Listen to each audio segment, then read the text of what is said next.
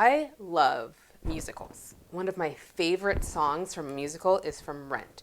It's Seasons of Love, and it starts out 525,600 minutes. How do you measure a year? And there are 8,760 hours in a year. And at the start of 2022, I was definitely out of balance. I spent most of my time extremely low in rest and high in work. So this year, in order to operationalize ease in my life, I've created SMART goals. SMART. SMART. Specific, measurable, actionable, realistic, and time bound. I'm doing SMART goals for 7 different areas of my life. First, I want to focus on work, then play, then learning, gaining knowledge and experience, connection, rest, having what I call artist dates, which I'll talk more about in a moment, and sleep. I know that it's not going to be perfect. Ideally, I would break it down and every percentage would add up to be exactly what I set out to add it up to be. But I know that that's just not realistic, but I wanted to give myself a general overview so that I could come back later and figure out what exactly I wanted to tweak after each month at first and then after each quarter after a while. So when I think of it in terms of the whole year, 8,760 hours in a year, obviously I'm not going to be able to break it up perfectly, but I broke it down into percentages. It begins with work. Now, usually I think that we spend most of our lives working, and I want to make my way up to, or down to rather, 14% of my life being work. Only 14%, which is about 24 hours of work each week. For me, the ideal is 4-day work weeks with 6 hours a day. I only want to be working when my son's at school from 9 to 3, and I want to take Fridays off completely. It's not going to start out that way. I'm not going to be able to just cut Fridays off from the beginning. So that is my goal. That's what I'm working up towards. So I'll build to that over time. And in the beginning, I might be working all 5 days a week from 9 to 4, and then slowly over time, cut off that last hour. Or I might work some days 9 to 7, which is more my normal, and then other days be able to cut off a little bit early. So I'm going to play in balance so I can get to that ideal of Monday through Thursday, 9 to 3. Then that will be the 14% of my life dedicated to how I earn my living. Next, play. This is really important for me because I did not play at all in 2022 unless I was kind of tricked into it, which sounds ridiculous, but it's just how it went. I'm considering play how I move, so any exercise that I do, I want it to be fun and enjoyable. How I laugh, so playing games, having a good chuckle, but with people. So like watching a TV show is cool and everything, but I don't want that to be how I laugh all the time. Then also how I just have fun in general. I have lost touch with how I had fun. In fact, I read this book, The Power of Fun, which I'll link down in the show notes, that I absolutely loved. But I think the thing that I loved the most about it, which it was funny because I created a book club and one of the women in the book club hated this part about it, but she operationalized fun. And as I mentioned, I love to operationalize things because to me, it at least gets the structure in place so that we can figure out what works for us. We can fluidly move within a structure because we feel safe. And so for me, knowing that there's a structure, there's a way to operationalize fun was really helpful. That's what I'm starting with. I'm starting with looking at how I can bring more fun into my life. I want fun and play and movement and laughter to be about 10% of my life, which is still less than work, but probably since I had no fun really, unless I was tricked into it last year, is going to improve by like loads, 100%. So 10% of my life, which would end up being about 2.5 hours a day, that would be dedicated to having fun. And I really do intend to try to incorporate fun every day. But when I think about that, I'm going to be intermixing some of these areas, which I'll talk a little bit more about in a moment. But I'm not going to just fun, and that means I'm not going to connect it to, connecting with my people. Right? Like obviously connection and fun will go hand in hand. And so there'll be some overlapping, which I'm totally fine with. Next is learning. I am actually fairly good at learning, and I probably spent way too much time in 2022 learning and not taking action. So I learned all about how to have a YouTube channel. I learned deeply how to be a social media manager, how to do social media, how to be great at social media, and then I didn't take action on any of it. So if you look at my social medias, you will see that like though I have a wealth of knowledge in my mind, I am just now taking action. So I am going to decrease my learning from the probably 90% of my time last year down to only about 8%, which really is just under 2 hours every day. I'm going to read 100 books this year, so I'm incorporating that into my learning. And I want to read about 45 minutes in the morning when I wake up, and then I want to read 45 minutes at night before I go to bed, 45 minutes to an hour. And I used to love reading fiction books. That was my thing. I haven't been able to find a really good series that I love. So I have reread some of my favorite series, like Harry Potter. I reread all of those books last year in 2021, end of 2021, beginning of 2022. But I don't consider that learning, so I don't know. We'll see. We'll see what I decide. I do like to watch YouTube videos to learn. I do love to read, so I'm going to definitely incorporate that into the learning, but I'll have to figure out what the structure is. But I'm including my reading into this learning for now because I know that I tend to read nonfiction books more than not. I mentioned connection. The next one is connection, which is intentional time with the people that I love and people that I want to connect and spend time with. Now again, like this will probably interweave with some of the other ones. For example, I work with some of my best friends, so I work with my sister as well sometimes. I work with people that I care about. So connection and work will go hand in hand sometimes.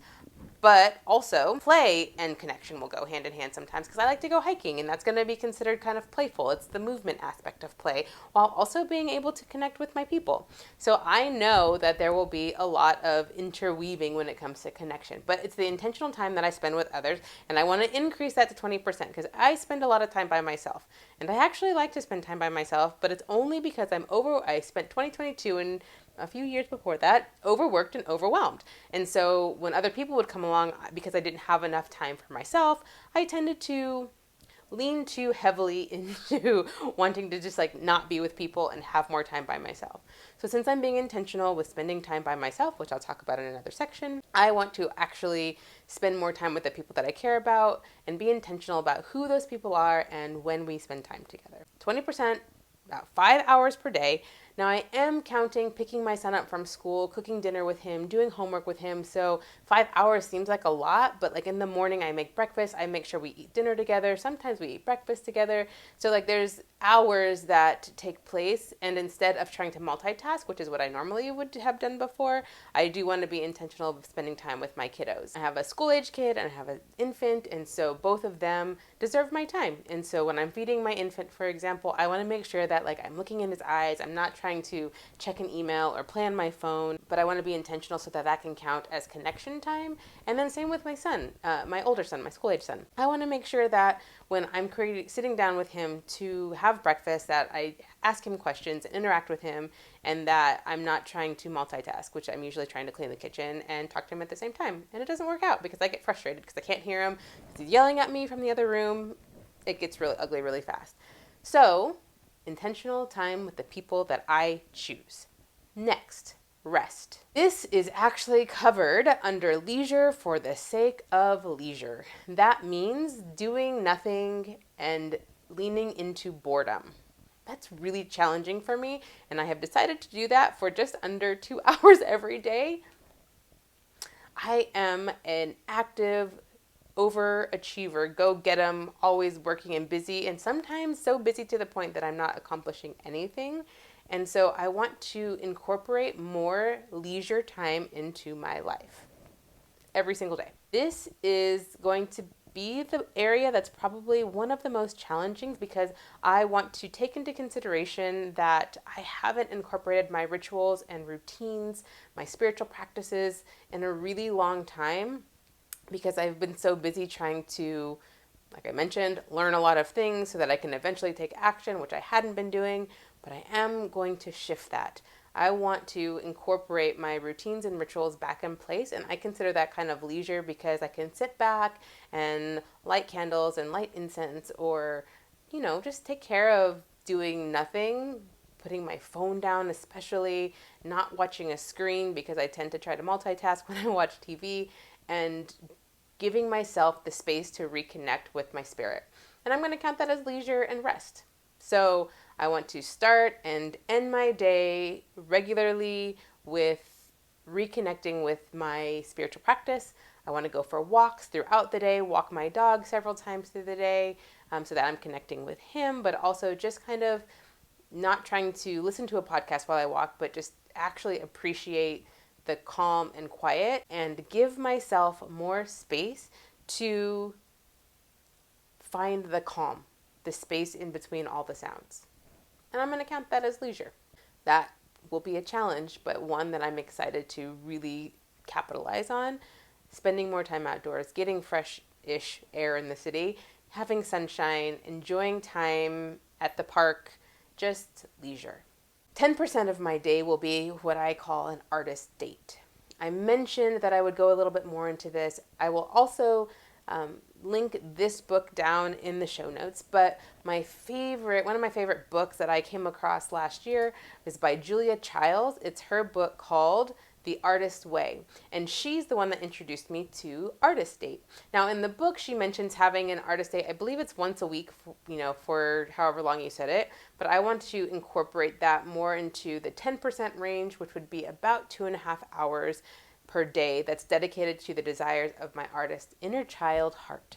Now, again, this might be one of those things that has to be interwoven into, let's say, the leisure time, like leisure and artist date, because if I'm outside walking, I could go to the park and play and be kind of my childlike self again. Some of the examples that she mentions is just going to a thrift store and thrifting, for your inner child, letting your inner child do the thrifting. I remember when I was a kid, I loved Lisa Frank, and so I thought it would be so fun to go to the store and look just for Lisa Frank themed things. I don't know if they still sell them at the stores. I would probably have to go online, which would defeat the purpose. But if I pre-buy them and then go someplace, I could go to my craft room, for example. I could go to my craft room and then just color like I did when I was a kid, or add those stickers. I used to be so inspired by crayons and Lisa Frank stickers. Anyways, so I want to incorporate artist dates daily. Sometimes that is going to be for me creating my script, because when I'm creating a script for the UGC projects that I'm working on, that's my creative side, right? But I want it to be a little bit more playful and less work, so I'll have to figure out how I'm gonna to incorporate that in. And honestly, all of these broken down is 70% of my day. So if I actually broke it down that way, if I was actually able to get my work time down to 6 hours a day for 4 days, and then have a whole day Friday where I could use my Friday as my artist date, that would be so incredible. The last 30% of my life, I want to sleep. 30% would mean that I would get to sleep between 8 and 9 hours. And that is my goal. I want to be able to sleep 8 hours. And if everything else fails, if I don't get any of the other hours in, I am actually going to start by committing to that one. That's the one that, if nothing else works out, I will be sleeping 8 hours every night.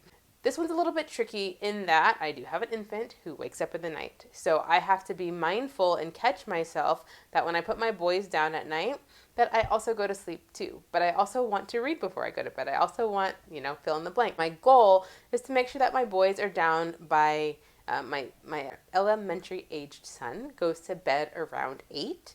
And then my infant goes down around 8 as well, but I usually wake him up one more time to give him a bottle so that we can sleep through the night. So I'm going to have to play around with that. Last night was great. I woke him up around 9. I gave him a bottle. He stayed up with me until about 9:45, and then he went right to sleep and slept through the night. He didn't wake up until about 5:30 this morning, and that meant that if I had gone to bed with him right at 9:45, I would have gotten to sleep that whole time too. But I didn't. I stayed up. So that is a thing that I'm working on. I want to make sure that I am asleep before 10 so that I can get up around 5:30 and feel refreshed and have gotten my 8 hours of sleep. And I want to do that every single day, 7 days a week. I know that that's probably not realistic, so more than likely what will happen is that I will give myself permission to stay out late one night and try all the other nights to hit my goal. So that way I am averaging 6 out of 7 days a week of 8 to 9 hours of sleep. I believe that sleep is the pinnacle, it's a keystone habit for me. I know that when I'm well rested, I make better choices all throughout the rest of the day. I'll be better able to track what I'm doing with my time if I know that I'm well rested.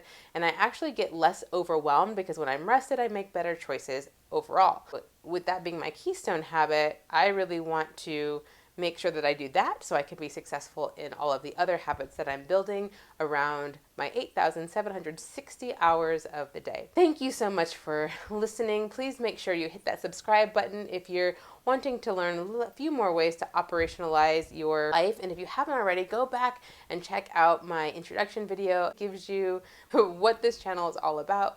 And thank you so much for being here. Please hit subscribe. It really helps me out because then other people know that I'm here. And that's all I'm looking for right now, is to be recognized by people who want to know how to operationalize ease in their life.